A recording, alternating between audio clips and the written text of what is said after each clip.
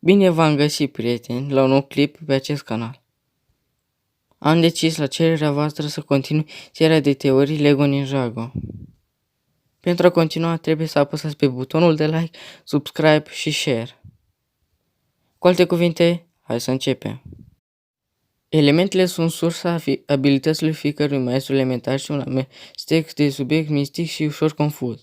Cei 4 protagoniști principali al filmului, Kai, Zane, Colt și Jay, sunt toți maestri a unuia dintre cele 4 elemente principale: foc, gheață, pământ și fulger.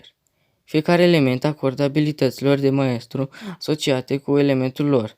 De exemplu, Kai, ca maestrul focului, se acordă și abilități pirokinetice, cum ar fi tragerea flăcărilor.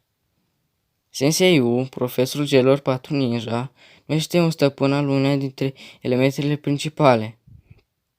În schimb, este un maestru al uneia dintre puterile esențiale elementare, creația. Celelalte puteri esențiale sunt puterea de aur. Ninja Lloyd este un maestru al acestui element, dar în film probabil va stăpâni următorul element: energie, întuneric și distrugere, elementul Lordului Garmadon.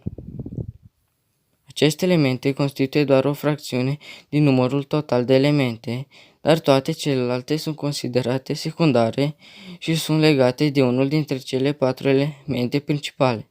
De exemplu, apa este asociată cu gheața, metalul cu pământul și așa mai departe. Există de asemenea elemente secundare care sunt singure și care nu sunt împerecheate cu niciun element principal, inclusiv gravitația, viteza și invizibilitatea, printre altele. Cam cu atât și cu acest clip, sper că v-a plăcut. Nu uitați încă o dată să apăsați pe butonul de like, aș vrea să strâng 10 like-uri pentru a continua această serie. Ne mai vedem, pa, pa!